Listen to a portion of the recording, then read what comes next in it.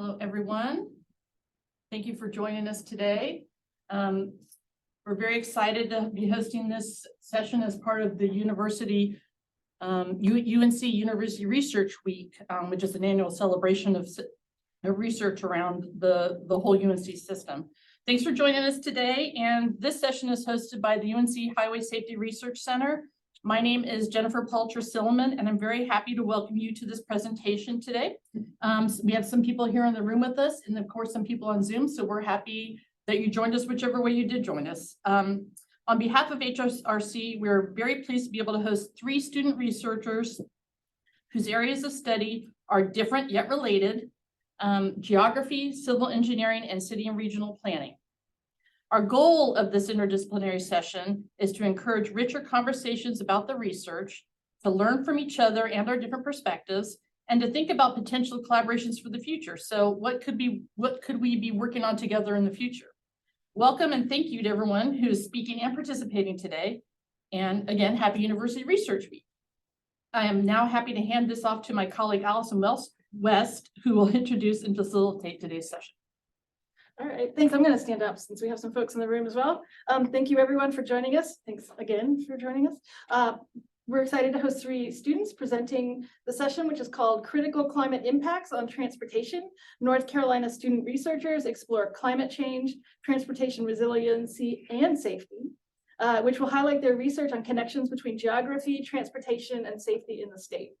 Before I introduce everyone, a couple of quick things. We will have a Q&A after the session, after everyone has finished their presentations. And if you're joining us remotely, please type your questions in the chat, and we will ask them of our presenters as needed. And if you're here in the room, just raise your hand and I'll restate the questions for those not in the room. And just so everyone knows, we'll also make all the presentations available on our website after this event. To introduce, first we have Julia Cardwell. She's a 4th year Ph.D. student in the Department of Geography and Environment here at UNC. Julia is researching many different aspects of the social and environmental impacts of extreme weather events, including being part of the team that developed the North Carolina Climate Risk Assessment and Resilience Plan for 2020. Julia's presentation is titled Exploring the Impacts of Weather-Related Road Closures in North Carolina. And next we have Thomas Thelen, a master's and PhD student focusing on coastal safety and resiliency in the Department of Civil, Construction, and Environmental Engineering at NC State. He is a recipient of the 2023 Megan Cornog Memorial Highway Safety Scholarship, and his presentation is titled Measuring and Assessing the Impacts of Chronic Coastal Roadway Flooding to Inform Adaptation. And then last but not least, we have Kimmy Hansen, a master's student at DCRP, also a student assistant here at HSRC. Kimmy has done a lot of work with the Bald Head Island Conservancy concerning coastal resiliency and climate change. Kimmy's presentation is titled Reflections on Bald Head Island and the Impacts of Climate Change on Smaller Communities and Rural Locations Near the Coast. So with that, I'll hand it over to Julia.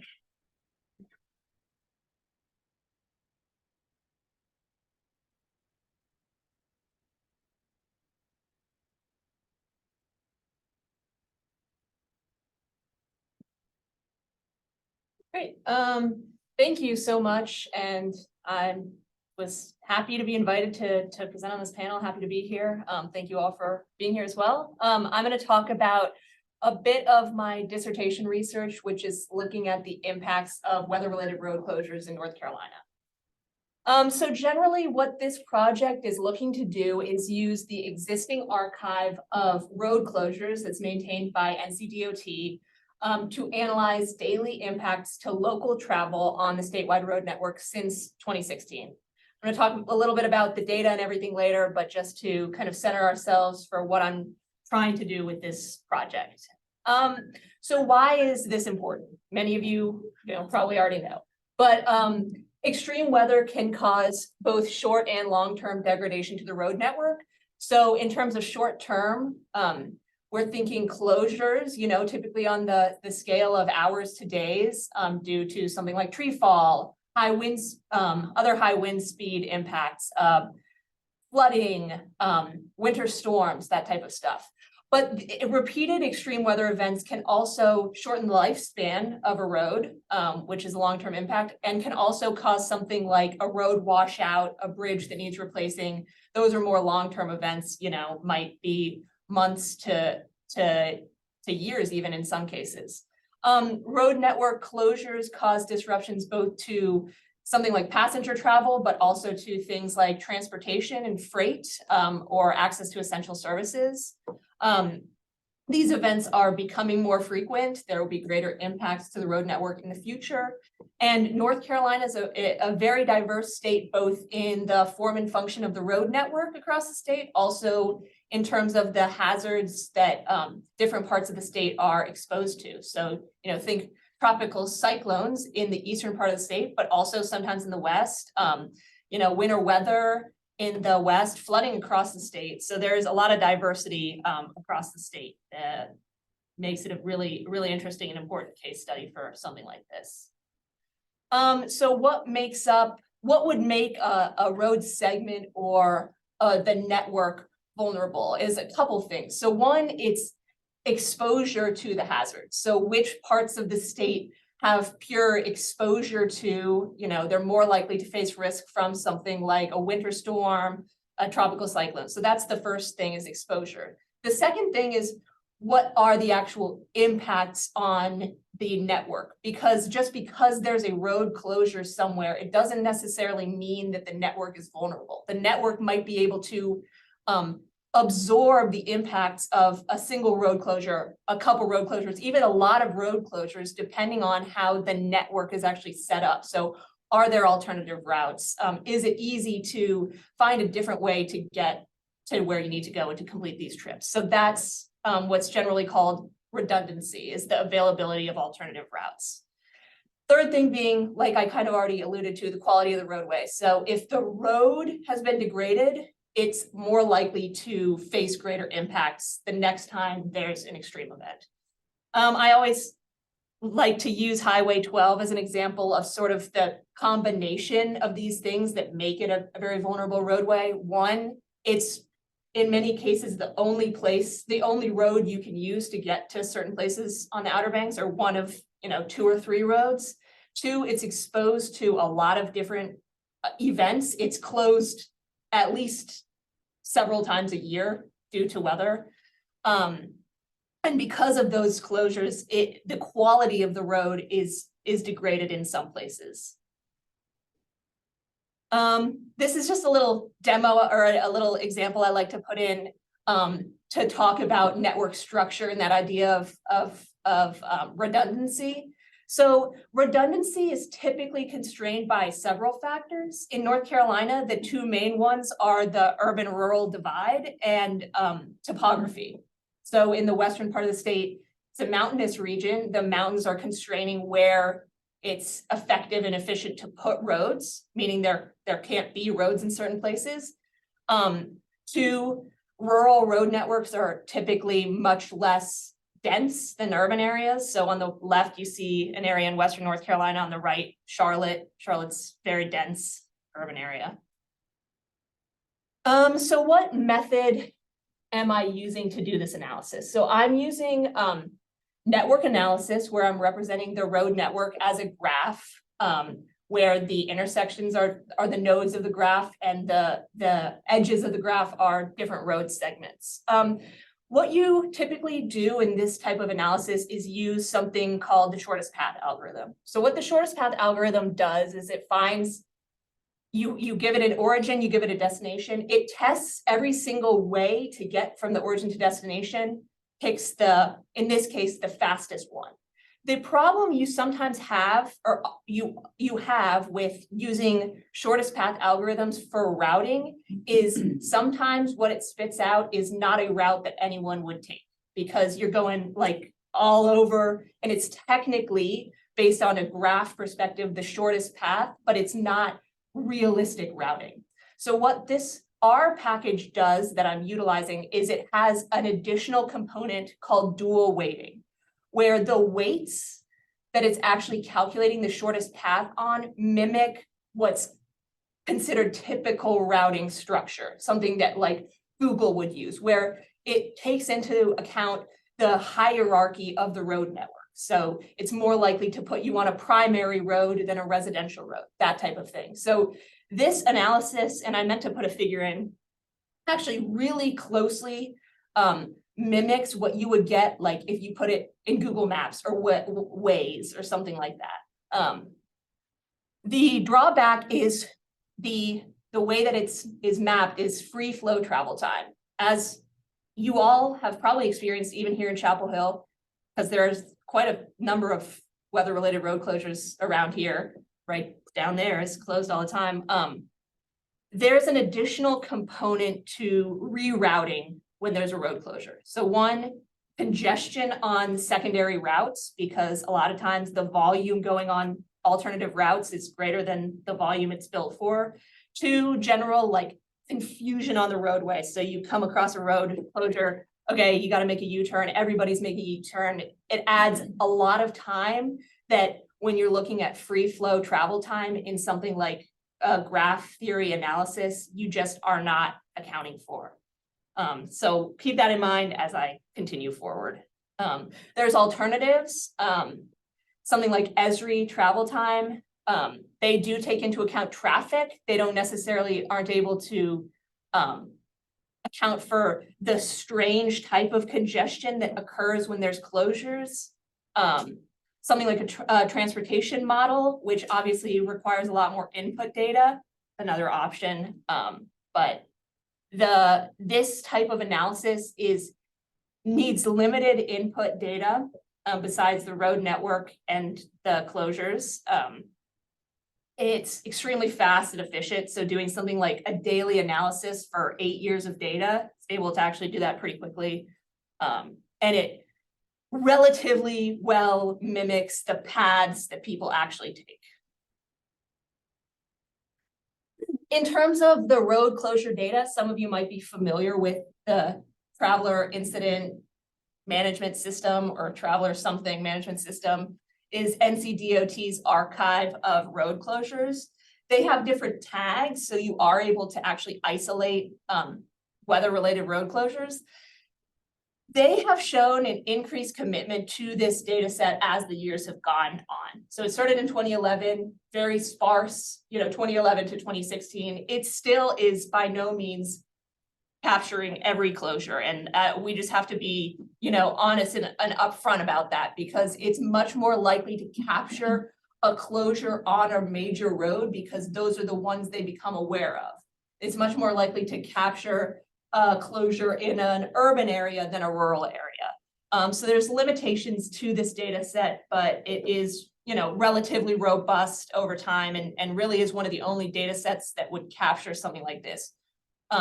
More people are gaining access to like Google and Google's like closures that they have, that type of stuff. Mm-hmm. But just for a little context, this map on the left, basically it's a cartogram. It basically grows the counties in size that are having the most closures since 2016. So you can kind of see which areas of the state are having the greatest impact. The right shows that there just is a lot of seasonal variation. So we're not saying, okay, there's only closures during tropical cyclone season. We're saying there is actually closures year round based on, a number of different types of events. SafeGraph data. So I do use SafeGraph data in this analysis to help us get at that idea of local travel. So typically when someone is doing, or sometimes when someone is interested in local travel, they might come up with a buffer size. They say, okay, either a buffer size based on pure miles or a travel time estimate, and you get it's not a buffer, it's kind of, wavy, showing where you can get in 5 minutes, 10 minutes.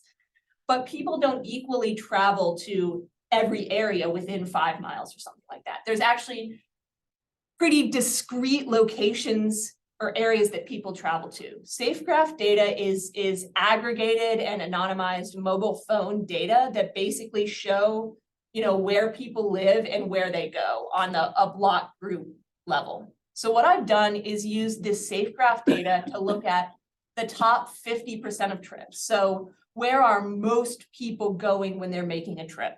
And what you're able to do with this is identify those block groups and see that it isn't just a regular circle. It's people are going, they might be mostly going to the west of their block group. They might be going, here and there. So what these two maps show are the quote unquote local area for two different block groups. So when I'm analyzing local travel, what I'm doing is every single day, I'm modeling every block group's travel to their neighbors. And these would be an example of their neighbors, where the blue is the origin and then the black are their neighbors. So every single day we're getting a value for what the change in travel time is to each of those neighbors. And we're coming up with a single number that represents the impacts to local travel. Okay. Let's talk about what I found so far. These are very preliminary results. I just ran this analysis like 2 days ago. In preparation for this, but this is the type of output that you can get is a map like this. So this is Hurricane Matthew, the impacts to local travel across the state during Hurricane Matthew. You can see pretty clearly the band of Hurricane Matthew impacts. If you were to look at a track map of Hurricane Matthew, this is exactly what it looks like. You can see, preliminarily that rural areas are, by and large, more affected than urban areas. That goes back to the idea of redundancy. Keep in mind, urban areas face more concerns with something like congestion. That's not necessarily modeled in that, but, a scale of influence of, about 5 to 25 minutes added time in the impacted area of Hurricane Matthew. Hurricane Florence, which was the most impactful event to travel in this state, at least in the last, 20 years. The magnitude of these closure to the to local travel are up to over an hour. Just massive amount of closures, massive amount of impacts. And what you see with Florence that we didn't see with Matthew is network disconnection. So actually areas that cannot leave their neighborhood because of the closures. So all these block groups simply couldn't leave the area, the neighborhood, the block group that they live in to go anywhere. What this map shows is how the magnitude of that. So what percent of local trips simply could not be completed during Hurricane Florence, either because the origin block group is cut off or the destination block group cannot be reached. Last thing to show, obviously those are two major events, but it's not only hurricanes or huge major storms that can cause impacts to local travel. February 7th, 2020 was a day of extreme weather across the state, not to the magnitude of something like a cyclone, but we had several tornadoes, high winds and thunderstorms across the state can still cause, an impact to local travel time. Great. So, future directions, we're going to be looking at the full extent of the daily analysis for this project. But what we've seen so far is that a variety of events, both big and small, can impact local travel across the state. What we're really interested in doing is moving past just the known archive of closures and simulating potential future events using something like the First Street Foundation data to see what future impacts could be, what roads might be closed in the future, and especially which routes come up to be important during those closures. So I'll stop there. Thank you all for listening, and we'll move on to the next person. All right, next we'll have Thomas. It'll take just a second to swap over the slides.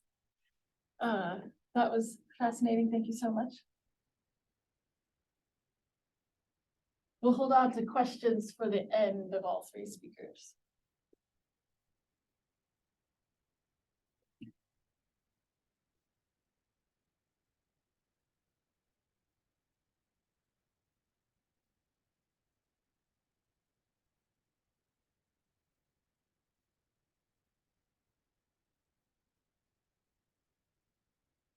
All right. Thank you for that great talk, Julia. And that was actually a really nice lead in to what I'm going to talk about, because we're going to talk about flooding impacts to coastal roads when conditions maybe aren't so extreme. The work I'm going to be presenting today was developed with my advisor, Dr. Catherine Minardi at NC State, and Sunny Day Flooding Project co-PI Miyuki Hino, who's over here at UNC.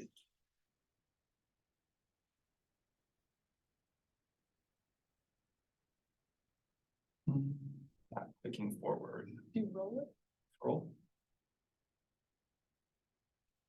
Here, wait, you might need to get out of, weren't you in editing mode? What happens if you do down there? Okay. So this is a motivating plot for the work that we do in the Sunny Day Flooding Project. What you're looking at are 2022 NOAA sea level rise projections for the Southeast. The median projection here is that we'll see about 27 centimeters or 9 to 12 inches of additional sea level rise from 2020 to 2050. And these rising water levels will increase flood frequency along the coast. But coastal flooding is not just a 2050 problem.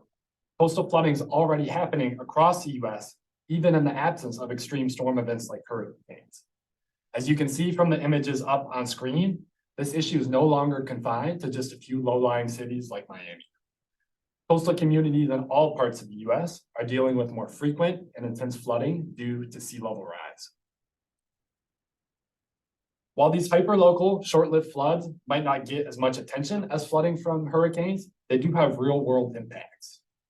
In the yellow box of this roadway flooding GIF, you're going to see a couple of trash cans float into the road and spill trash everywhere. In the blue box, you're going to see a car stall out in the floodwaters and have to be towed. And I want y'all to note that the photos in this GIF were taken at 6-minute intervals. So the road goes from dry to completely underwater in less than 30 minutes. Researchers have started to quantify some of these impacts to individuals and infrastructure. For example, along the east coast of the US, there are 7,500 miles of road where your car might stall out and 2 million people whose trash cans might float away. And these are present day numbers. These floods will only become more frequent and intense with future sea level rise. By 2060, residents of US coastal counties will experience between 200 and 650 minutes of traffic delays due to flooded roads. Current methods for modeling and forecasting this coastal flooding do not consider the compound drivers that can contribute to flooding. In this talk, I will present a framework for measuring and modeling these hyperlocal recurrent coastal floods from multiple drivers. We will also discuss an application of this data and modeling framework to test proposed strategies to reduce chronic flooding in our case study location of Carolina Beach, North Carolina.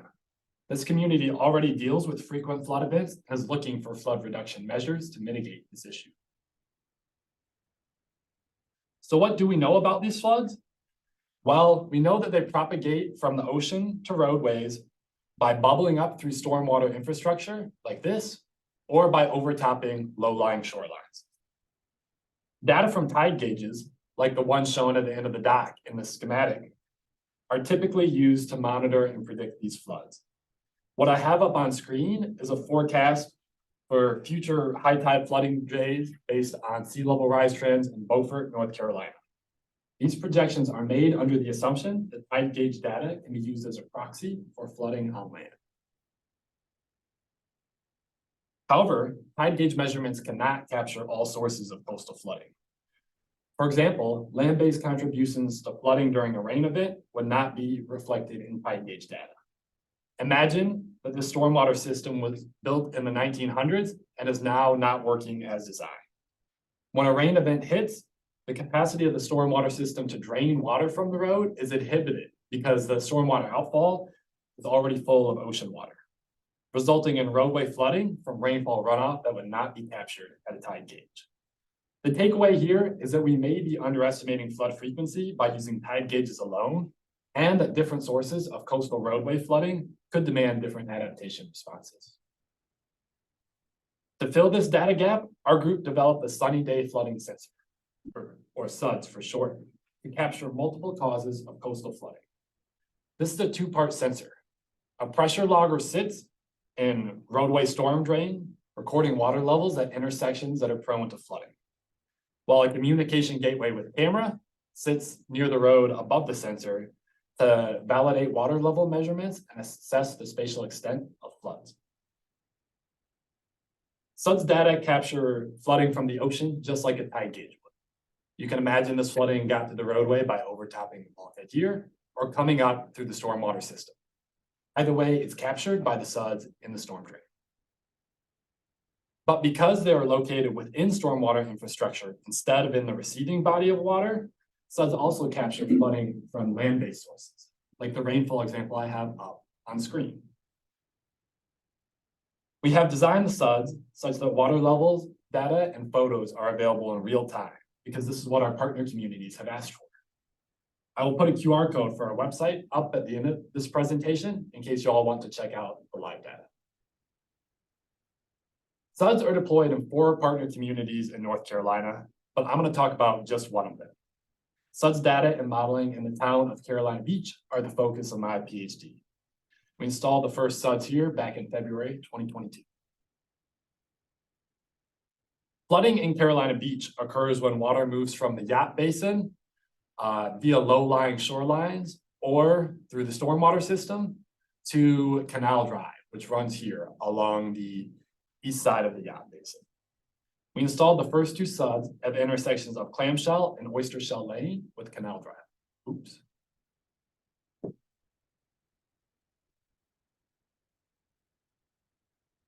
Zoom land, are we back online? Can you see the right screen? Perfect.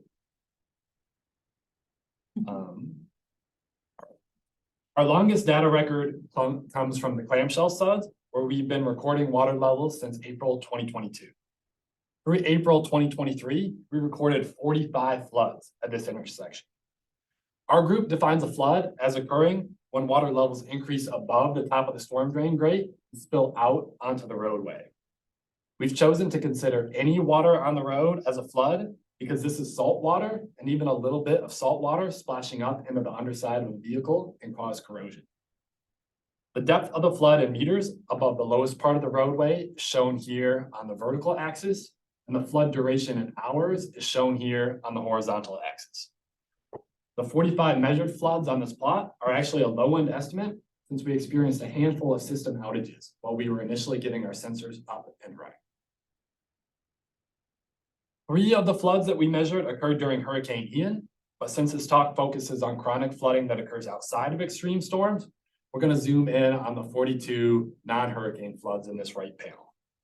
We break these 42 events down further into floods that occurred while it was raining, rainy day floods, and those that did not, sunny day floods. Of the 42 floods, 28 were sunny day floods and 14 were rainy day floods. This combination of rainy and sunny day flooding means that we must consider multiple flooding drivers in our model. We need to accurately simulate ocean scale water level drivers like tides or wind pushing water around. However, we also need to consider local scale water level drivers like rainfall runoff and stormwater infrastructure. Finally, our model must resolve the interactions between these ocean and local scale water level drivers that can cause flooding. To simulate this flooding, I've developed a coupled hydrodynamic and stormwater model of Carolina Beach. In the hydrodynamic model here on the left, we simulate ocean scale processes that drive local water levels, including tides, atmospheric effects like wind, and future sea level rise. In the much smaller stormwater model domain, we simulate localized flooding drivers like rainfall and runoff, surface water flow, pipe flow, and local adaptation measures that our community might consider, like raising roads or shoreline elevations. Here, our model domain is only the land, roads, and waterways in and around Carolina Beach. Model results can show us inundation extents at 1 meter spatial resolution. When we use the model to hindcast a November 2021 flood in Carolina Beach, we see that modeled flood extents and a drone image from the same time step agree that water extends halfway up the box parking lot. In addition to spatial extents, model results can tell us how flooding propagates via low-lying shorelines, roads, and stormwater infrastructure. By turning drivers on and off in our coupled model, we can identify the contributions of tides, wind, rain, and infrastructure in the propagation and timing of flood extents and depths. The GIF up on screen shows how much astronomical tides alone contributed to a flood event that occurred on January 22nd, 2023. When I say astronomical tides, I mean just the change in water levels caused by the gravitational pull of the moon and the sun. I want you all to notice that while the low area at the north end of the yacht basin is overtopped, water levels do not reach Canal Drive.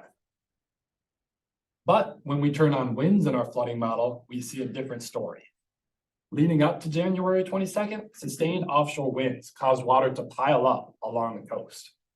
These winds, in addition to tides, push water levels high enough that they move around the corner from north of the yacht basin and inundate Canal Drive. Modeled flood extents cover significantly more of the roadway because of the wind contributions to water levels.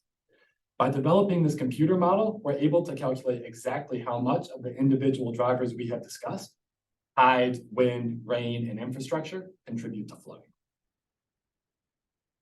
So returning to the knowledge gaps we identified earlier in the presentation, we have covered data and model results that provide insight into multi-driver roadway flooding.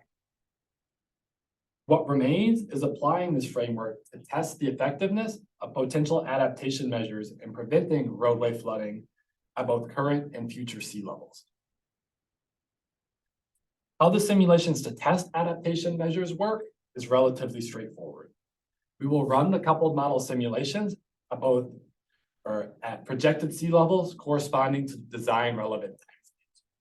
For example, we might test the effectiveness of an adaptation strategy when it's expected to be complete, say in 2030, and 20 years later to see if it remains effective in preventing flooding at 2050. However, exactly what adaptation measures we should test in our coupled model is a trickier question. There are a variety of approaches that can mitigate chronic flooding. Shorter timescales, measures like increasing shoreline elevations might be effective. But looking farther into the future, town officials might want to consider more substantial interventions, like elevating vulnerable road segments or installing stormwater pumps. In our proposed flood adaptation modeling framework, the community will decide what strategies they favor for modeling. We think it is important that community members have a voice in the adaptation design process, so the modeled strategies are in line with community vision and goals. We will distribute a survey to all Carolina Beach residents to better understand how they experience and perceive flooding impacts. Survey respondents will also indicate their level of support for 8 potential flood reduction strategies. Survey results will inform small group discussions of strategies to model with key stakeholders and town officials. Finally, we will discuss the modeled flood reduction effectiveness of preferred strategies at both current and future sea levels, and get feedback on how town residents and officials see each adaptation strategy aligning with their vision for the community's future. This framework is motivated by lessons learned from adaptation projects designed to protect from storm surge. In both New York City and Miami, adaptation strategies proposed by engineers that did not align with community goals were not well received. In Miami, the engineers proposed intervention featuring huge flood barriers and elaborate protection structures had to be completely reworked after it was rejected by local government. We hypothesized that involving the community early in the adaptation decision-making process by involving them in strategy selection will produce results that better align with the community's vision for their future. So to recap, here we have presented the engineering and data background to understand chronic coastal roadway flooding, frequency, and drivers in Carolina Beach. we have proposed a framework to marry this physics-based understanding of flooding with stakeholder engagement to test community-based, locally tailored sea level rise adaptation strategies.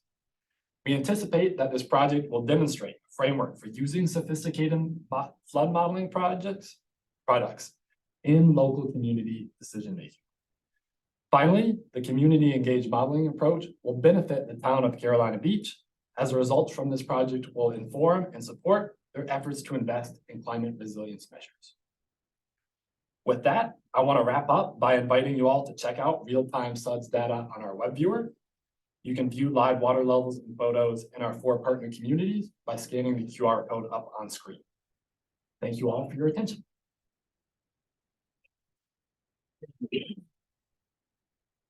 Thanks, Thomas. Thank you so much. I love the collaboration between engineering and planning and the community. Yeah, so we'll have Kimmy coming up next after a brief word from Zoom transition.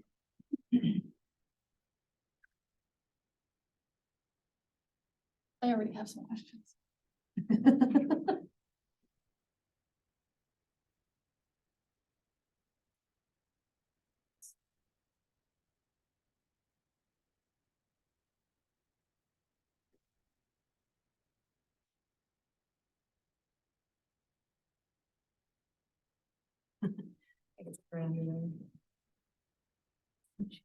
I'm trying to get to the share screen. It might be right behind, see the that, yeah. I think it's the share, yeah. You might be able to go file, present. Oh, yeah, maybe. Oh, good. Sorry, everybody. Here we go. All right. All right, well, I'm Kimmy Hansen, and so I'm a student in this Masters of City and Regional Planning Department here at UNC. And since April until going into this next April, I've been doing a year-long project with the Bald Head Island Conservancy, which is located on Bald Head Island.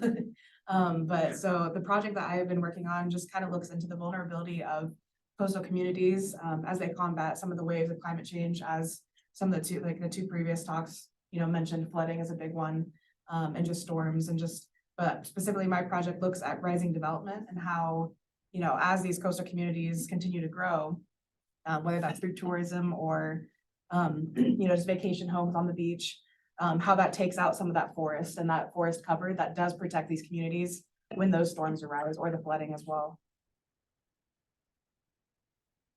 So kind of just a quick background of Bald Head Island. It's honestly very surprising, where a lot of times I'll be talking to people about it and they're like, what's Bald Head Island? And so even just people from Wilmington honestly have never been there or have really never heard of it.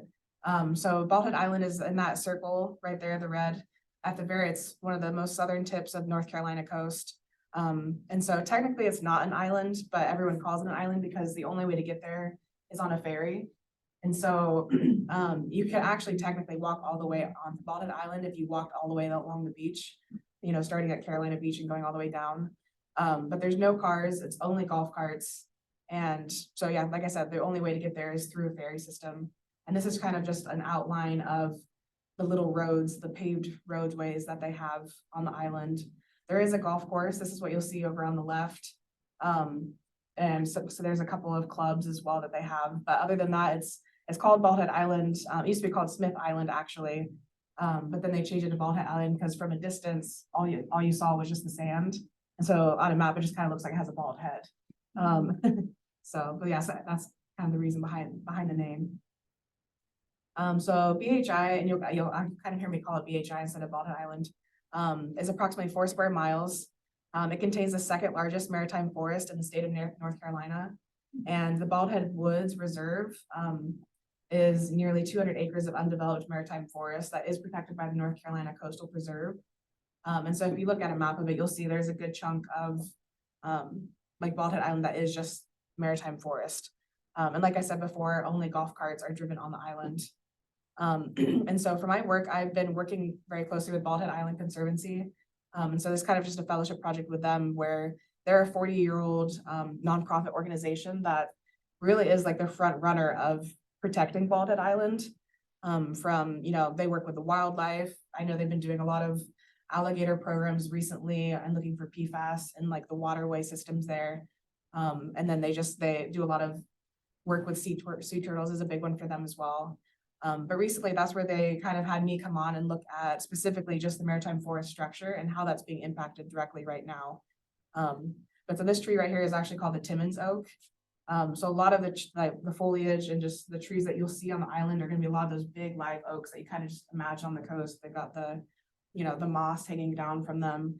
But those are like the main structures that you'll see that just really hold the island together, when there's wind and storms and even just flooding, where it helps to kind of, keep water equalized throughout the island. So just a little bit of background. Research has shown that relative sustainability of Bald Head Island has depended upon the health and survival of maritime forest. And when I say maritime forest, it's an ocean forest, which just means it's a forest along the coast. So, you'll see up in the Outer Banks or really anywhere along coast, it's gonna be a maritime forest.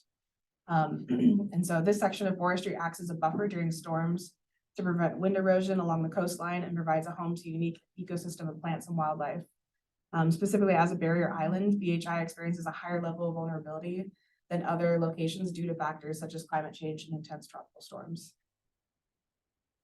So just kind of I just think it's really fascinating. I've had the chance to go down a couple times now just to the island, and I would highly recommend if you ever get the chance to go. It just feels like you're on a different planet. Because you truly have to take the ferry over and then you get there and you're just kind of surrounded by wildlife. And a lot of people are kind of shocked that there are white-tailed deer there. There's coyotes everywhere. And like, it's just, it's fascinating to kind of be surrounded by all the wildlife. But this is like another big reason of why having a healthy maritime forest is so important, is protecting the wildlife that is there. And that's another thing that we've been looking into with the development is there too much habitat fragmentation? If people continue to build on their tiny parcels throughout the properties, does that just make these tiny little pockets of forest? And then there's breaks in between that keeps the habitat broken up for these animals to, be able to live and thrive throughout the island. So just kind of continuing, BHI has been designated as a globally important bird area by the National Audubon Society. It's a home to a vast variety of shorebirds, songbirds, wading birds, and the birds of prey. It provides refuge for many migratory birds in the fall to late winter. So the painted bunting is a personal favorite of mine. That one actually, the bird comes up even as far south as Costa Rica and like to the summer to Bald Head Island. And I know that the HIC is currently doing a project kind of like to track them and kind of see their migratory patterns throughout the states. And so kind of like I mentioned before, the sea turtles is a huge aspect to BHIC and just the island itself. It's been nationally recognized as a sea turtle protection program. Let's see, I think it was last year, 2022, they had 13,157 sea turtle hatchlings that made it to the sea in the summer of 2022. But sadly, only 1% of those hatchlings will actually make it to adulthood. So out of that number, they're expected to see maybe 13 of those actually survive. So the survival rate is very, very low. That's why they put a huge emphasis on just trying to really get as many hatchlings as they can to the water. And then this year, I just checked in with them just a little bit ago, and they gave me the updates for 2023, and they said 120 of the 122 nests have hatched on the island. I think the season is coming to an end right now. But you'll see these a lot. I'm sure you probably all see these just on the beaches, but these are the sea turtle nests that they have, like the cages. It's actually, I just thought this was crazy, the $100,000 fine if you disturb a nest. So definitely do not touch them unless you're ready to pay the fine. And I know recently they did have an incident on the island where a couple of teenagers started digging up one of the nests, and it turned into a whole fiasco of issues. So definitely, don't touch the nest. But this actually was a hatchling from this season. This little guy right here, he's a loggerhead turtle. So that was one of the pictures that they were able to get this year. So kind of island transportation, like I said, it's a 20-minute ferry ride. And this is, you'll kind of see this little blue line. If I can move this here. So it starts in Southport, And it's a 20-minute ride and it kind of goes down through until you get to around the Old Body Lighthouse on Bald Head Island. And so it's not a bad ride. I think the issue that they run into a lot, so there's been a lot of drama recently with, so Bald Head Island Limited used to own the ferry system. And they were basically like this family that started all of Bald Head Island to begin with. And they recently sold the property and the corporation to a different private company called Sharpview. And basically the mayor of Bald Head Island and all of the residents were kind of in an uproar about it just because they were scared of, ferry tickets rising, just kind of not having the same level of, I guess, respect for the ferry system as well, or, if the tickets were too expensive, would people still come to visit the island? And also that's just their main way, that's how they get groceries. Like if the tickets, right now the tickets are $23 round trip, which is like doable, but if that's where you live or if that's where you work, if all of a sudden those tickets start going up in price, that could change a lot of people's, day-to-day lives. Also, another thing too is once those storms hit, it can be very, very hard to evacuate the island. That's also another thing with the demographics of the population that do live there. Most of them are over the age of 65 years old. It's a very much retirement community. And so that's what I've talked to some of the residents there. A lot of them are scared that if they have a heart attack, they can't get off the island. The only thing that they could do is take the ferry or call in a helicopter, which costs, thousands of dollars to do. So that's that's honestly a big issue for them, is really transportation on and off the island. And examples of, extreme events or where they need to get off quickly, that's a big hazard for a lot of people. So a lot of my project, I specifically am looking at the current zoning map of Bald Head Island. And so this area here in yellow, so this section right here is the actual coastal reserve woods that I've mentioned before. But so my project is specifically looking at, what is the current rate of new development on buildable lots on Bald Head Island, which is this yellow section here. And then just looking at that rate of change over the time, over time and how that impacts that forest structure. And I'm hoping to build, I'm currently doing this right now, so the project isn't complete, but looking at, kind of a time series of what that forest structure looks like, maybe in 10, 20 years, if the zoning stays the same as it is today. And also I'm doing this as a mixed method where I'm interviewing stakeholders, trying to get their perspective on what would, they like to see in the future, and if they'd be okay with maybe implementing more like tree mitigation policies within the community. So here's some of the rates that I've already found. So you can see, so this is specifically single family homes built per year. And so you can it varies, it goes up and down, but recently since COVID, they have seen a spike in single family homes being built on the island. And I just checked, this is going off of like their permits. And so recently they did say that last year they had 30 homes being built. So I mean, compared to, 10 years ago, that was 4 homes and now they're at 30. The demographic definitely is changing to where there are younger people, you can work from home now. So people are like, oh, well, if I can work from home, might as well go live on an island. And so that's where they're seeing like the demographic is changing of, they even had the first school start up this fall, actually. It's a very small private school, but they did, there are children living on the island now, which is a lot, it's just very different for them. It's just kind of a map showing the different locations. So you'll kind of see this if you cruise around or get the chance to, you'll see these posts with just these blue for sale signs. And so that just kind of shows that there's these undeveloped lots that a lot of them are for sale. And so BHI, has finite growth, they can only grow to an extent. Once they get to that point, like they won't have anywhere to go. And currently BHI is about 60% built out.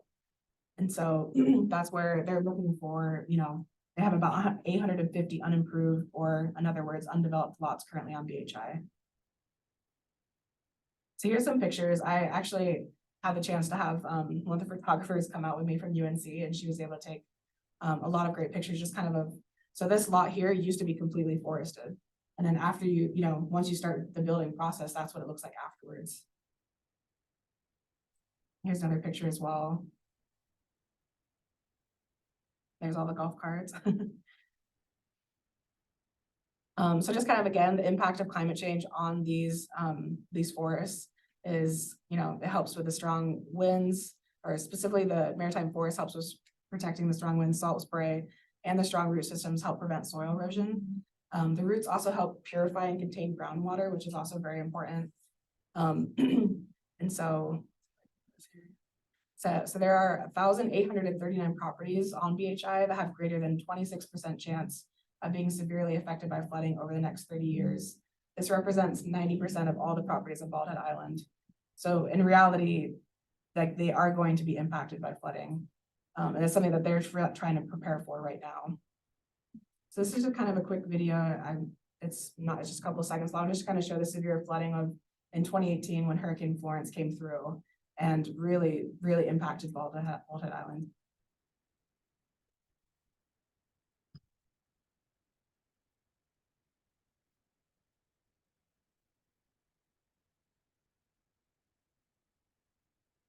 You kind of see just like a lot of houses are just sitting in water up here.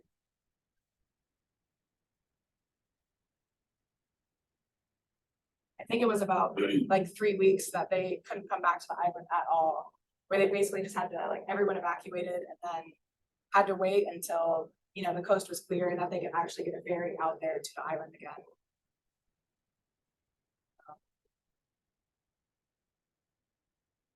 Yeah, I just think that video is like, it really showcases how the water just kind of will sit there for a long time and these houses, you know, these $1 million homes are just kind of just sitting in water. And that's a lot of damage. I know from a lot of the community members had to basically rebuild, you know, the outside of their homes. Let's see if it'll go to the next one.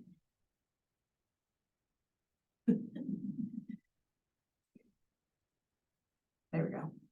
So just kind of in conclusion, I mean, the main thing of my project is looking at, you know, when the forest thrives, the island thrives, and kind of using that as a way to help some of these coastal communities really create a buffer against these storms or create a buffer against, you know, flooding and hurricanes in the future.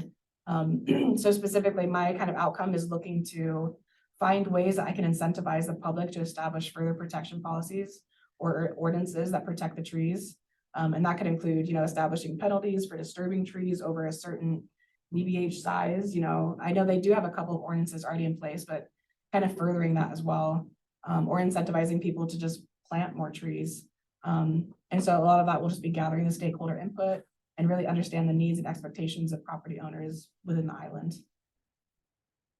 Yeah, and those are just kind of my references. Thank you.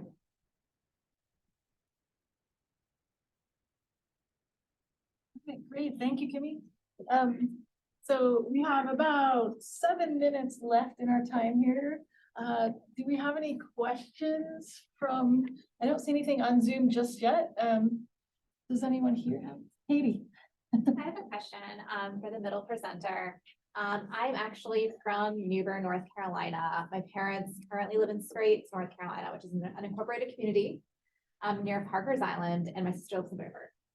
So all this flooding and stuff really resonates with me, and I really appreciate the idea of community engagement. It's something that I think is very important to the process. However, there's also the, you know, knowing that kind of that community fairly well, and the recent influx of like political polarization. There is a fairly large contingent of people who live in this area who don't even think that climate change is a thing. And so they don't necessarily see this, the thing about the long-term planning and the cost of some of these improvements, because to them, that's not something that maybe they have to think about or worry about. And I also wonder, it's good to engage community because as you showed with the slide, it fails if it doesn't necessarily like have that buy-in. But how do you bring in the community education piece or the things about, okay, this is a short-term solution, this is a longer-term solution, and making sure that to kind of convey in a manner that is potentially not political, but why this is important and why you might want to be thinking in the long term, and that necessarily the cheaper, faster option isn't always the better option. So there's a lot of questions. But basically, how do you do community engagement in a community that maybe like has very diverse opinions about what should be done for various reasons?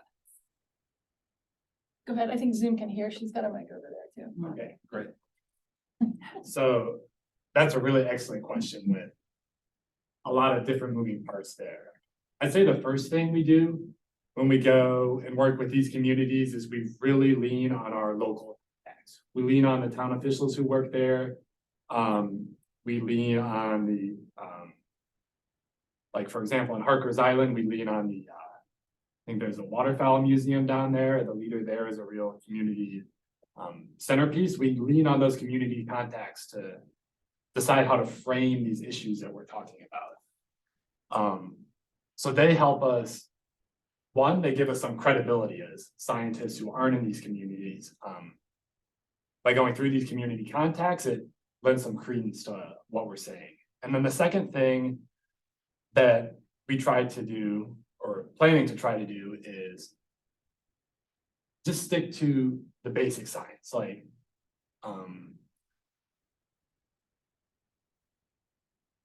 I think you can talk a lot about change and potential changes in water levels without necessarily going into why they're happening. We don't get into like why sea levels are rising. We just say, as scientists, we've come up with these predictions.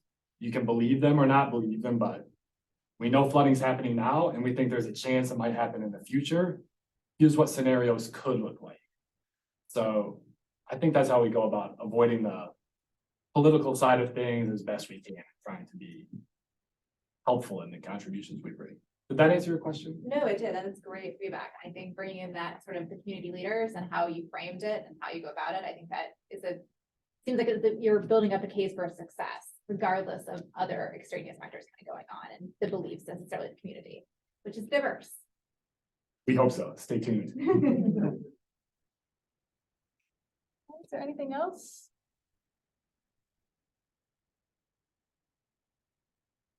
I have a couple questions. We have about 4 minutes left. I was kind of thinking a couple things.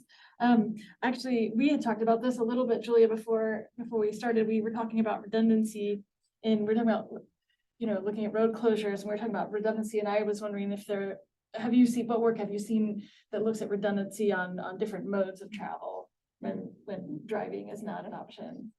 Yeah, not a lot. So there's kind of there's a couple different scenarios going on when there's road closures. So one, it's a major event. So something like Florence. What I showed for Florence, like, people were not doing their local travel during Florence. So for major events, what you might want to start thinking about is making sure that something like emergency provisioning can still happen. So how can we equip emergency vehicles to be able to withstand greater conditions? So that's the one side of it, is you have to recognize that during these major events, people are staying home. They're not going to the shopping center or whatever. The second thing being sort of the everyday events. So Umstead Drive floods when there's not a major event. And it actually is a pretty major connecting road to Estes and whatnot. So that's the thing that that's a big concern because people are still trying to do their day-to-day travel. And that's a really important thing that we need to start considering for other modes of transportation, is when people are still out and they're trying to come home from work, trying to do this and trying to do that. So, yeah.